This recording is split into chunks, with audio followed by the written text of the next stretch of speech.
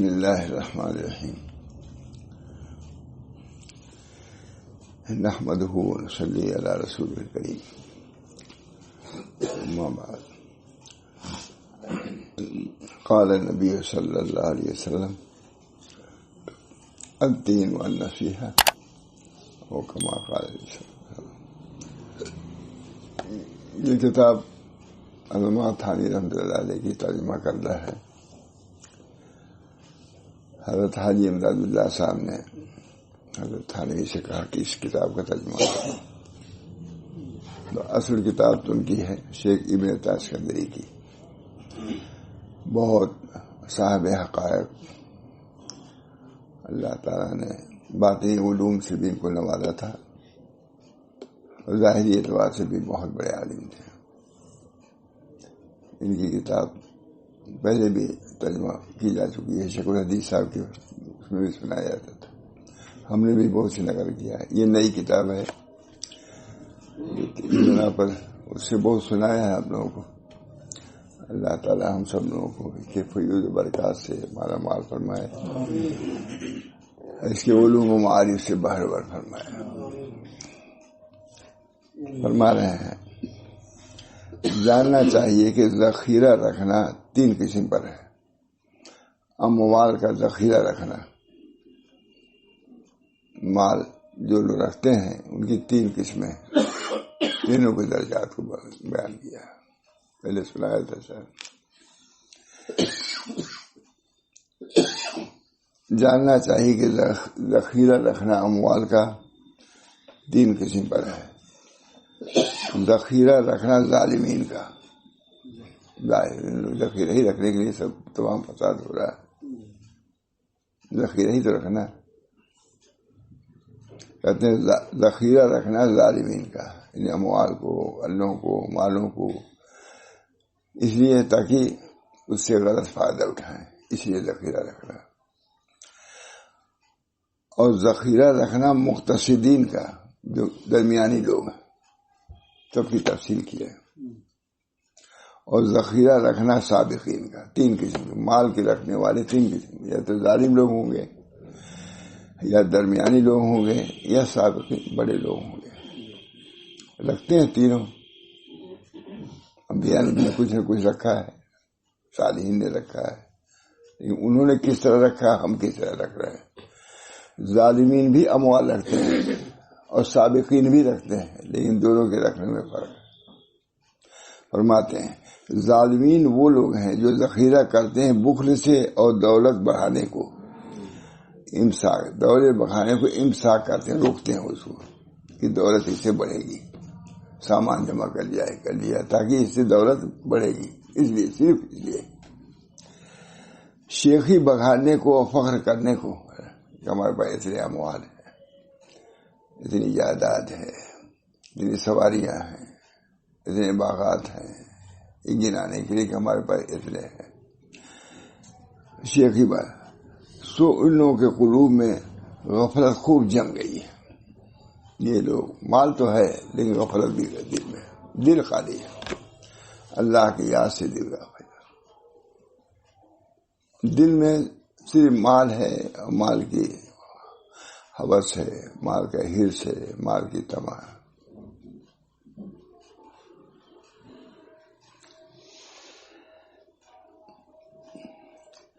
اور ان کے نفور پر حرص غالب ہو گئی. حرص ہی حرص ہے، مال ہی مال ہے. ان کی حرص دنیا سے فراغت پانے نہ دے پائے گی. ان کی حرص دنیا سے فراغت نہ پائے گی. ان کی ہمت دنیا کے سوا کسی طرف نہیں ہے، بس دنیا ہی دنیا. اللہ ان کی محتاجی ثابت ہے، اگرچہ ظاہر میں غنی ہوں، ظاہر میں غنی ہے لیکن دل کے اعتبار سے محتاج، فقیر.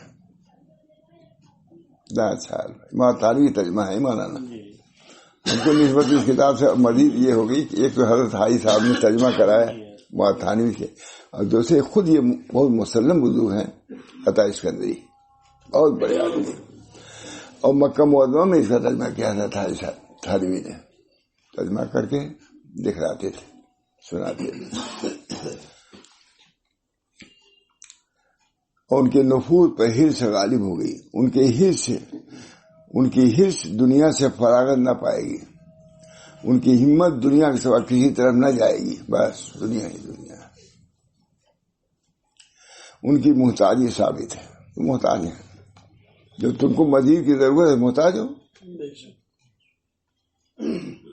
وہ تو اس صورت میں ہے جبکہ غنا کے بعد وہ کسی کا محتاج نہ ہو, کسی سے تما نہ رکھے. اور جب تم کو تما لالچ آ رہی ہے تو تم تو محتاج ہو. وہ تم تو بات مزہ میں نے بھی سنا چکا, نہیں یہ بات نہیں کہی تھی میں نے بھی. جتنی شرح کی جائے کم ہے اس کتاب کی. 10 جلد میں شرح ہو چکی ہے اس کتاب.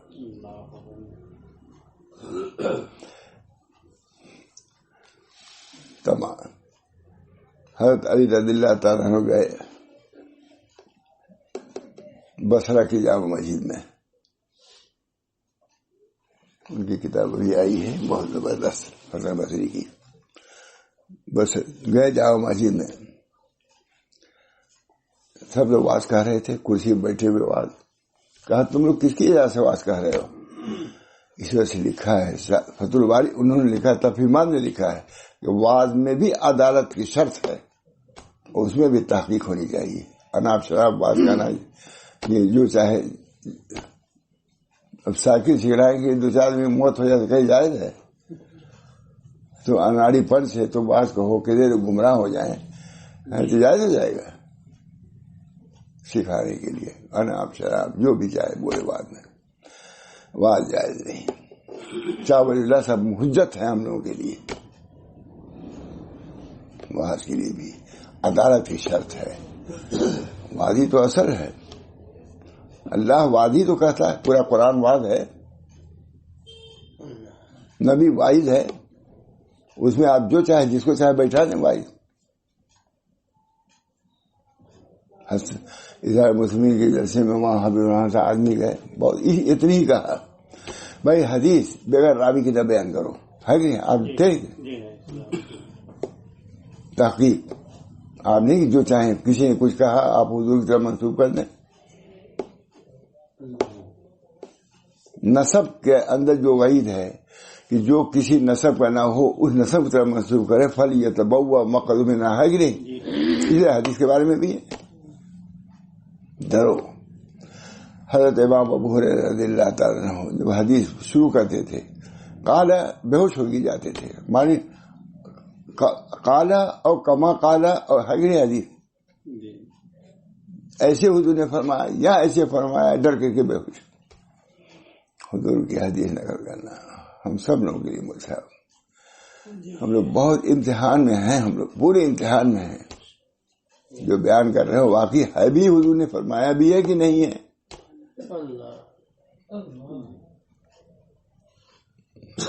فرما دیں. ان کے نفوذ پہ حرص غالب ہو گئی. تو حضرت علی آئے جو واز کہہ رہے تھے, بلایا حسن بصری کو. حسن بصری کی تفسیر آئی, بڑی زبردست آدمی ہے, مشہور ہے, سید الطائفہ ہے. وہ اس جماعت کے سردار تو حسن بصری, ان کو بھی بلایا. تم کس کی اجازت سے واز کہہ رہے ہو؟ حضرت علی نے کہا ہاں اس میں سنا چکا. خاموش ہے. کہا میں امتحان دوں گا. تو انہوں نے بھی کہا لیجیے امتحان, بڑے جرات کی. تو انہوں نے کہا لیجیے, میں کچھ پوچھوں گا, پوچھیے. کہا دنیا میں سب سے بہترین چیز کیا ہے؟ کہا ورا, پارسائی. بہترین چیز دنیا پارسائی. دنیا میں جس نے پارسائی اختیار کر لیا سب کو پا گیا. اور کہا سب سے بری چیز کیا ہے؟ کہا تما, لالچ. یہ تما سب سے بری چیز. کہا پاس, جہاں پاس کہو. اتنا ہی امتحان ہو گیا. میں انٹرویو کا لفظ کہہ دیتا ہوں, آتا نہیں مجھے کہنے کا. تھوڑا زبانی میں امتحان ہوتا ہے نا, لوگ کہتے ہیں اس میں بہت ڈرتے ہیں لوگ.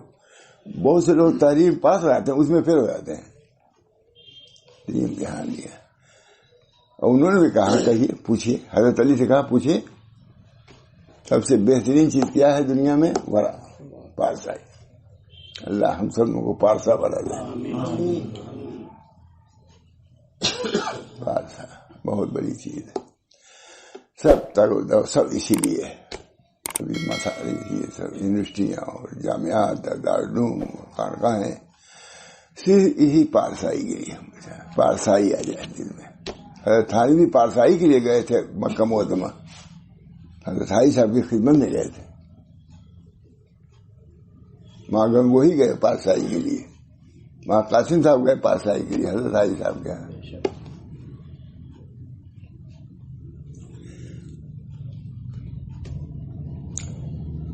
مولانا یعقوب صاحب بھی گئے تھے. حضرت مولانا یعقوب صدر المدرسین دارالعلوم دیوبند. تو حضرت مولانا رشید احمد صاحب وہی کہا کہ حضرت رائی صاحب سے کہ حضرت ہم لوگ جا رہے ہیں مدینہ منورہ، سب ہو چکا رہا ہوگا اتنی، آپ کی خدمت میں رہیں گے. مولانا یعقوب صاحب صدر المدرسین دارالعلوم دیوبند حضرت تھانوی کے استاد، یعنی مدینہ منورہ نہیں رہے گا. کہا حضرت تھانوی صاحب خدمت ہو آئے رہے ہوں گے. کہا یہ حضرت، کہا ہاں رہیں لیکن کوئی بولیں گے نہیں. اللہ، یہ امتحان. جو صدر المدرسین دارالعلوم دیوبند کا ہو، بولنا ہی اس کا کام ہے. حدیث تفسیر بولتے تھے بہت. حضرت صاحب چونکہ پیر تھے، اگرچہ اصطلاحی عالم نہیں تھے، مطلب دیوبند تھا ہی نہیں اصطلاحی کا، تو علماء کے استاد تھے. کہا ٹھیک ہے بیٹھے رہیں لیکن بولیں گے نہیں کچھ. جب حضرت گنگوہی واپس آئے تو حضرت تھانوی صاحب کہا کہ مولوی صاحب سے کہا گیا تھا کہ بولے گے نہیں. کوئی آتا تھا تو مجھ سے پہلے وہی بولنے لگتے تھے. پیر بنایا تھا تو سننا پڑے گا، نہیں کہہ سکتے کہ آپ اصطلاحی عالم نہیں. سنا انہوں نے. اس کے بعد تو ماتھانی لکھا ہے کہ شیخ اتنا کامل تھا کہ ان کو کہاں سے کہاں پہنچا دیا اسی حالت میں. یعنی ایک شرط رکھی تھی کو پورا نہیں کیا انہوں نے. لیکن اللہ تعالیٰ ہم سب لوگوں کو صحیح طریق کو سمجھنے کی بھی توفیق کسی بڑی بات برا. اور سب سے بری چیز کیا ہے؟ تمام. یہ لکھ رہے ہیں قلوب ان کے نفوذ پر حرص غالب ہو گئے. یہ ظالمین ہیں، مال ہے لیکن ظالمین میں سے ہیں. ان کی حرص دنیا سے فراغت نہ پانے دے گی. ان کی ہمت دنیا کے سوا کسی طرف نہ جائے گی، بس دنیا ہی دنیا. ان کی محتاجی ثابت ہے، محتاج ہیں. کروڑپتی محتاجی تو ہے، کیا ہے محتاجی تو ہے. اگرچہ ظاہر میں غنی ہیں لیکن دل کے اعتبار سے فقیر ہے. اتنی عمدہ کتابیں مجھے. ان کی ذلت ظاہر ہے، اگرچہ دیکھنے میں معزز ہے، دل کچھ نہیں. یہ لوگ دنیا سے سیر نہ ہوں گے، ان کی طرف سے مست نہ ہوں گے، ان کی طرف سے سست نہ ہوں گے. اسباب دنیا ان کے ساتھ بادی کرتے ہیں. ان کے متفرق رب ہو رہے ہیں. متفرق بہت سے رب ہیں، ان کو مانا ہو. یہ لوگ چوپاؤں کی طرح ہیں. چوپاؤں کا مثال بھوسا رہتا ہے، سب رہتا ہے، بلکہ ان سے بھی زیادہ گمراہ. یہی لوگ ہیں غافل. ان کے دلوں میں یاد رکھنے کی اور نصیحت سننے کی جگہ نہیں ہے. شاید یہ نہیں سنا ہے مجھ سے. ان کے دلوں میں علم کے یاد رکھنے کی اور نصیحت سننے کی جگہ نہیں، فرصت نہیں، اس کی فرصت نہیں.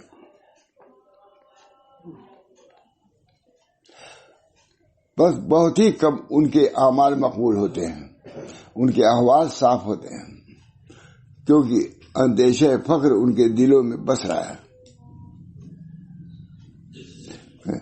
اندیشہ فخر ان کے دلوں میں بس رہا ہے. اسی چکر میں اب میں فقیر ہو جائے کیا ہوگا کیا نہیں. ان کے احوال صاف ہوتے ہیں کیونکہ اندیشہ فخر ان کے دلوں میں بس رہا ہے. رسول اللہ صلی اللہ علیہ وسلم ارشاد ہے، جس کے دلوں میں اندیشہ فخر جاگوزی ہو اس کا عمل بہت ہی کم مقبول. ہر وقت اسی میں ہے کہ اب ہوا، اب تباہ ہوئے. ماتھان میں پڑھنا تھے منہ تو قبران تموتو، کیوں بنتے ہو؟ کوئی مصیبت ہے تو پہلے کیوں آگے؟ یہ واقعہ وہ کہا نہیں. کہا کیوں؟ موتو، یہ ہمیں خود سنا دے، موتو قبل ان تموتو، مرنے سے پہلے کیوں مر رہے ہو؟ آئے گا دیکھنا، اس وقت مطمئن رہو.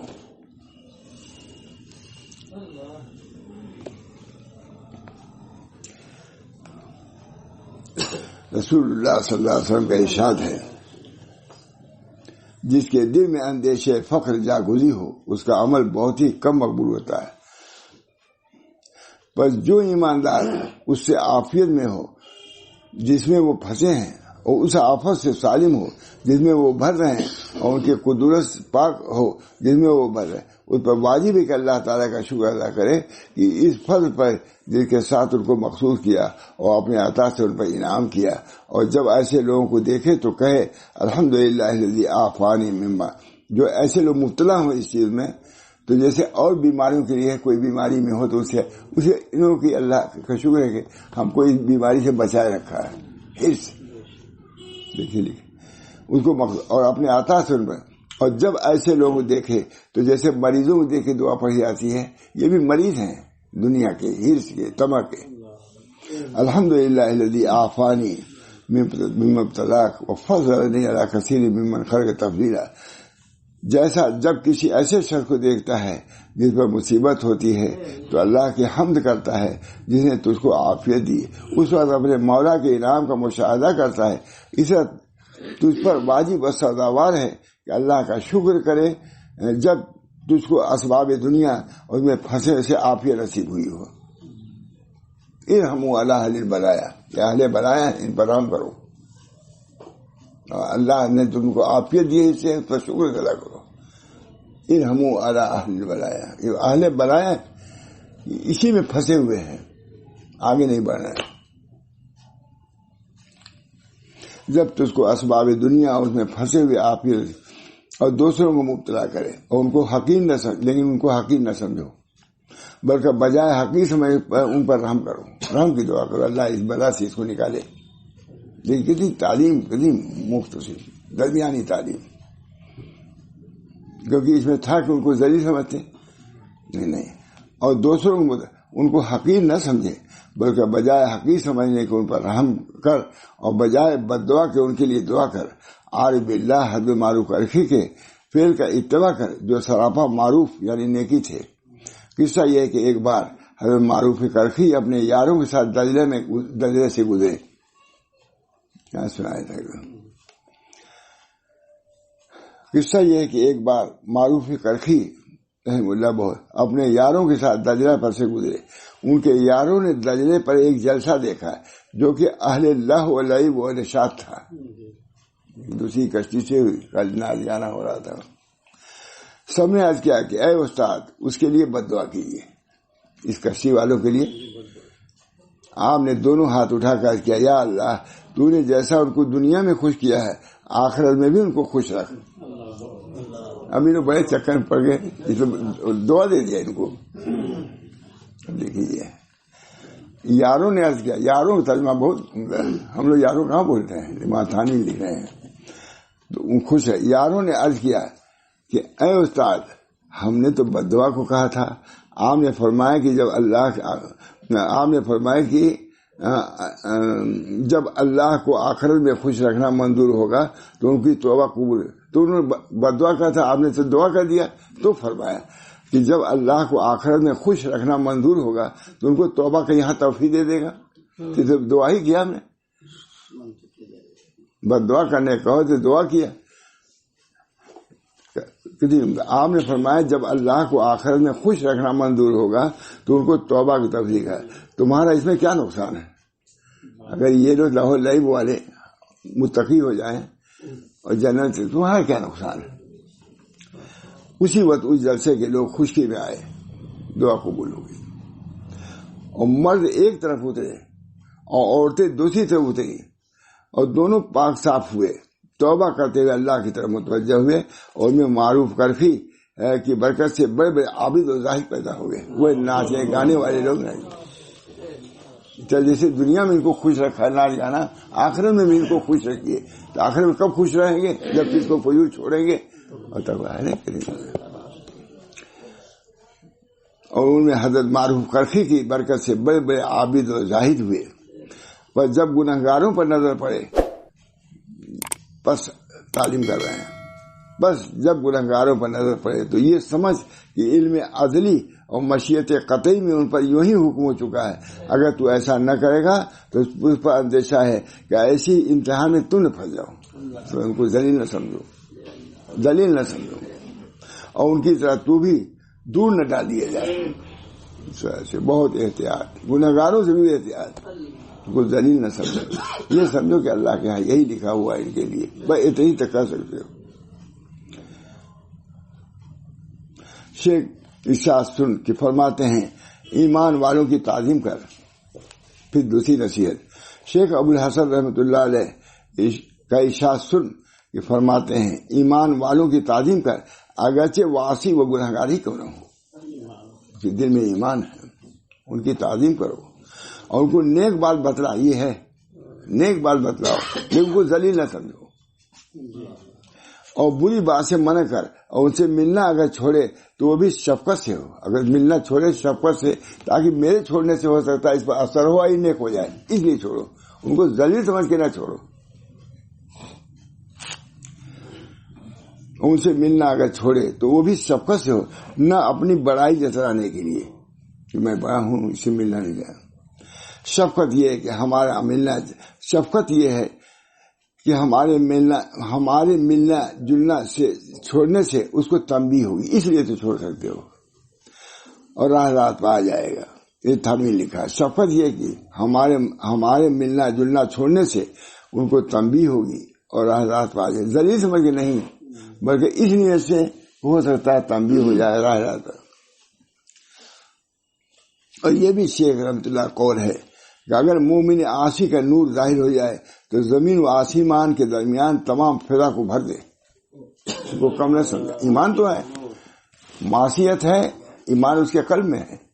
मासियत आला पर है, ईमान उसके कल्ब में है। तो उस मर्द आसी, रजुल आसी का ईमान का नूर अगर बहुत सूरज से ज्यादा रोशनी आ जाए, बहुत बड़े लोग हैं मुझे। और ये भी शेख रहमतुल्लाह कौल है कि अगर मोमिन आसी का नूर जाहिर हो जाए तो जमीन व आसमान के दरमियान तमाम फिजा को भर देवे। तो मोमिन मुती की क्या हालत होगी? जो मोमिन आसी गुनहगार मोमिन का ये दर्जा है। इस वजह से किसी को जलील न समझना।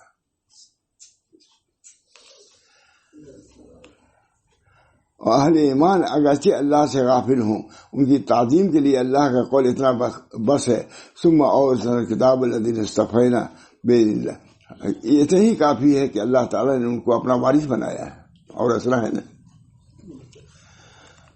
सुम्मा और किताब लदीन इस्तफ़ैना बेइल्लाह, यानी फिर वारिस किया हमने किताब का उन लोगों को जिनको हमने बरगुज़िदा किया अपने बंदों में से। सो बात तो उनमें अपने जान पर जुल्म करने वाले हैं, और बाद बीच की चाल चलने वाले हैं, और बाद नेकियों में बढ़े हुए हैं।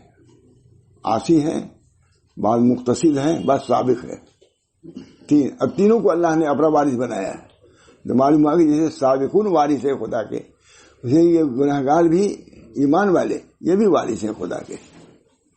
अभी जिसके 6 लड़के 10 लड़के हैं, तो लड़के ही उसके।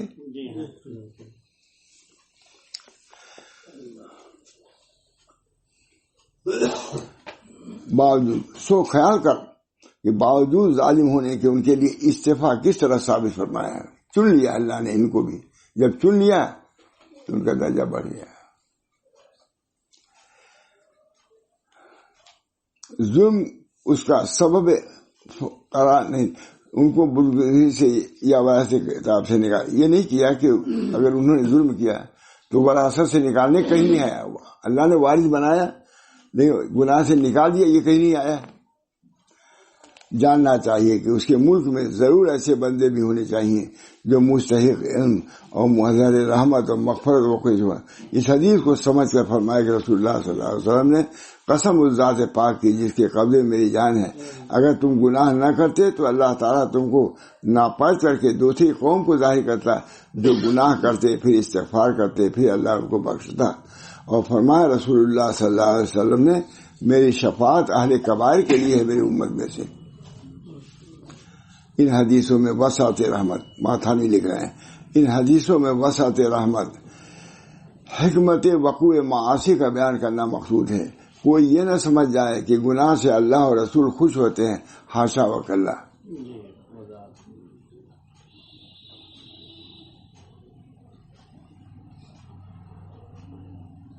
کس میں دوں؟ یہ تو ظالم لوگوں کا. دوسرا ذخیرہ جمع کرنا مقتصدین یعنی بیچ کی چال چلنے والے کا ہے، اور وہ لوگ ہیں کہ دولت بڑھانے اور شیخی بگاڑنے اور بڑائی جتنانے کے لیے ذخیرہ نہیں کرتے. وہ ایسا کرتے ہیں، بلکہ محتاجی میں اپنے اضطراب کا حال معلوم کیا، اور سمجھے کہ اگر ذخیرہ نہیں کرتے تو ان کا ایمان ڈھل جائے گا.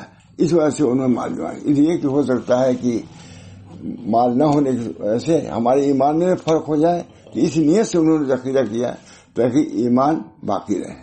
یہ تو اچھے لوگ ہیں. بس انہوں نے اس لیے ذخیرہ کر لیا کہ متوکلین کے حال کی ان میں ہمت نہیں ہے، اور جانتے ہیں کہ ہم مقامی یقین سے عاجز ہیں.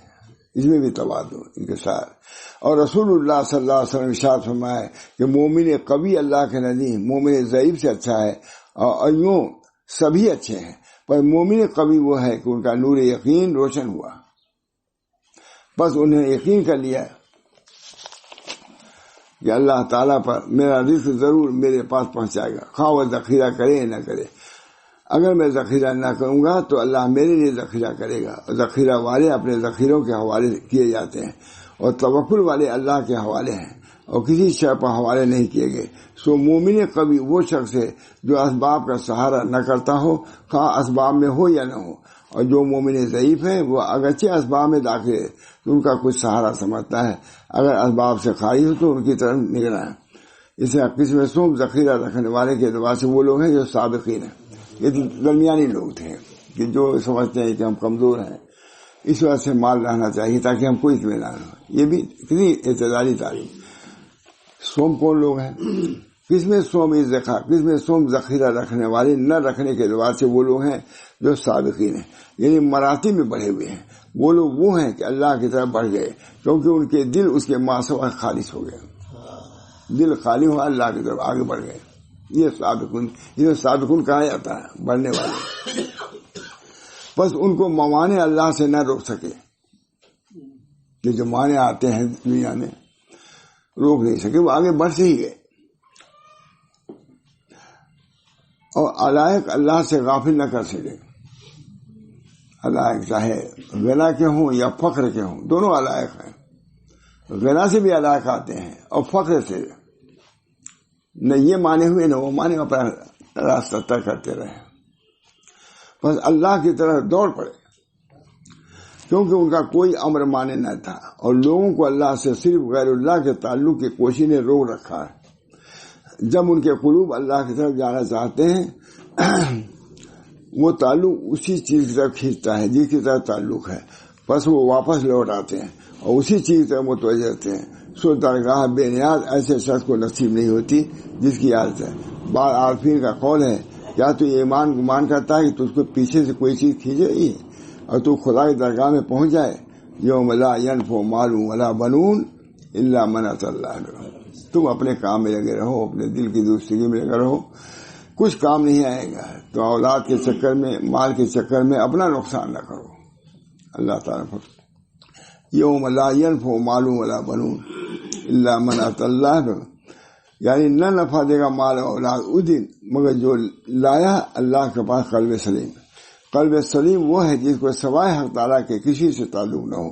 اور فرمایا اللہ تعالیٰ نے تمہارے پاس اکیلے آئے جیسا ہم نے تم کو اول بار پیدا کیا. اس سے معلوم ہوتا ہے کہ خدا کے پاس آنا، وہاں تک رسائی ہونا بدون اس کے ممکن نہیں. تو کل ماسوا سے جدا ہو جاؤ، اللہ کے ہو جاؤ، قلب سلیم ہو جائے گا. علم یزید کے یتیمن فآوا، یتیم ہوئے تب ٹھکانہ دیا. یہ اصلاح کر رہے ہیں. وہ غالن زال اپنے کو ثابت کیا، ہدایت دیا. یتیم پایا تو اللہ نے غنا دیا. تو اپنے کو اس غنا سے نکالو تو اللہ تم کو غنا دے گا. سمجھے؟ اللہ نے علم یزید کے یتیمن فآوا، یعنی کیا اللہ نے تجھ کو یتیم نہیں پایا پھر ٹھکانہ دیا؟ اس سے معلوم ہوا کہ اللہ تعالیٰ اپنے پاس جب ہی ٹھکانہ دیتا ہے جب ماسوا سے یتیم ہو جائے دل سے. اور فرمایا رسول اللہ صلی اللہ علیہ وسلم نے ان اللہ بالبطر، اللہ طاق ہے، دوست رکھتا ہے طاق کو، یعنی اس قلب کو دوست رکھتا ہے جو مخلوق کی آمیزی سے پاک ہو. بس یہ قلوب اللہ کے ہیں اور اللہ کے ساتھ ہیں. انہوں نے اللہ کو تصرف کرنے دیا، بس اس نے ان کے نقوش کی طرف نہیں حوالے کیا اور ان کو ان کے تدبیر پر نہیں چھوڑا. سو یہ لوگ دربار والے ہیں، درباری لوگ ہیں. ان کے ساتھ احسان سے معاملہ کیا جاتا ہے. مخلوقات ان کو اللہ سے جدا نہیں کرتی اور حسن عاریتی ان کو اللہ سے غافل نہیں کرتی. اس مضمون میں بہت بہرحال یہ اونچے درجے کے لوگ جنہوں نے اسباب سے قطع نظر کر کے اللہ کی طرف توجہ کیا اور آگے بڑھے تو اللہ تعالیٰ ان کو رائگاں نہیں فرمائے گا. اللہ بھی ان کو اپنی محبت سے معمور فرمائے گا. الا من اتى الله بقلب سلیم لا ينفع مال ولا بنون الا من اتى الله بقلب سلیم. نروگا قلب سلیم کا ترجمہ شیخ نے کیا ہے جس میں روگ نہ ہو. اللہ ہم سب لوگوں کے قلوب کو پاک رکھے. اللہ بہت مشہور دعا ہے، اللہم طہر قلبی عن غیرک ونور قلبی بنور معرفت. ہمارے قلب کو غیر سے پاک کر دیجیے اور اپنے نور معرفت سے منور کر دیجیے. یہ دعا بہت مشہور ہے، حضرت ماں صدیق صاحب کو بھی حضرت نے بتائی. اللہم طہر قلبی عن غیرک. سکون اسی میں ہے مول صاحب، اس کے علاوہ میں سکون نہیں ہے. سکون تو بس اللہ تعالیٰ سے تعلق ہی میں ہے. اللہم طہر قلبی عن غیرک ونور قلبی بنور معرفت. یہ ضرور پڑھنا چاہیے. اللہ تعالیٰ ہم سب لوگوں کو 3 قسمیں بنائی ہیں مال کے اعتبار سے. اللہ تعالیٰ ہم سب لوگوں کو سابقین میں مال کی نفی نہیں کیا، مال نہیں رکھتے، یہ نہیں کیا، نظر نہیں رکھتے مال پر. ایک آدمی جا رہا تھا، میں نے سنا ماں محمد احمد صاحب سے، بہت گاتا بتایا جا رہا تھا، بہت قحط تھا اس وقت. تو کسی نے کہا بھائی دنیا پریشان ہے قحط کی وجہ سے، تم گاتے بجاتے چلے جا رہے ہو. کہا بھائی ماں محمد احمد صاحب یہ ماج. اس نے کہا تم نہیں جانتے ہمارے مالک کے اتنا غلہ بھرا ہوا ہے، اتنا غلہ ہے رکھا ہوا، ہم کو کیا فکر ہے. کہا ان کو چیخ نکل گئی اور کہا کہ اس کو اپنے مالک کے غلے پہ اتنا اطمینان ہے، تم کو اپنے مالک کے غلے پہ اطمینان نہیں ہے. اللہ کہتے سب کچھ ہے.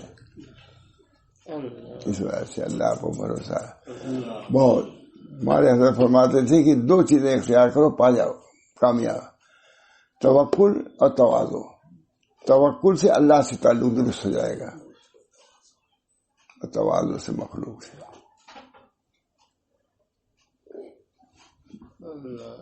سئل رسول اللہ صلی اللہ علیہ وسلم ان اکثر ما یدخل الجنہ، جنت میں کس چیز سے لوگ جائیں گے؟ حضور سوال کیے گئے. فرمایا تقوی اللہ و حسن الخلق. تقوی اللہ وہی توکل، اللہ پر بھروسہ. یہ 2 چیزیں ہیں جس سے جنت میں لوگ کٹیں. اللہ تعالی ہم سب لوگوں کو یہ صفات پیدا فرمائے جو خانقاہ کی اور جو ایسی جگہوں کی بنیاد ہے مولانا. توکل و تواضع. کوشش تو کرے آدمی، اللہ پر بھروسہ بتکلف کرے انشاءاللہ ضرور. حدیث میں آتا ہے کہ جو سب بتکلف کوئی چیز اختیار کرتا ہے تو اللہ تعالیٰ اس کو حقیقت بنا دیتے ہیں. تواضع ہے نہیں، لیکن تواضع کی صورت توکل نہیں، توقع کی صورت اللہ توقع بھی دیتا ہے.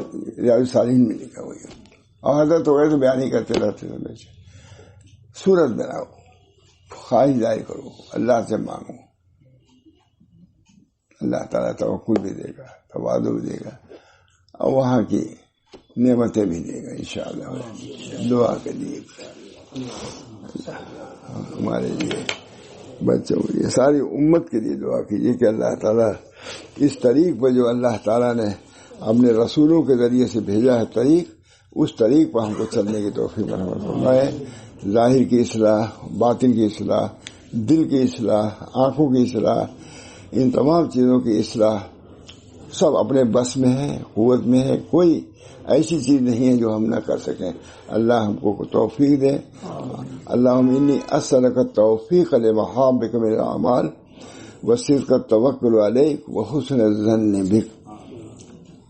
حکیم فہم اللہ صاحب بہت رو رہے تھے حضرت کے وفات کے بعد. انہوں نے کہا کیوں اتنا روتے ہیں؟ کہا یہ دعا کون بتلائے گا ہم لوگوں کو؟ اب اللہم انی اسألک التوفیق لمحابک من الاعمال وصدق التوکل علیک وحسن الظن بک. اس دعا کو سوچتے تھے اور روتے تھے. اللہ ہم سب لوگوں کو اس دعا کو کرنے کی توفیق فرمائے اور قبول بھی فرما لے. ربنا تقبل منا انک انت السمیع العلیم برحمتک یا ارحم الراحمین بحرمت سید نبی کریم صلی اللہ علیہ وسلم.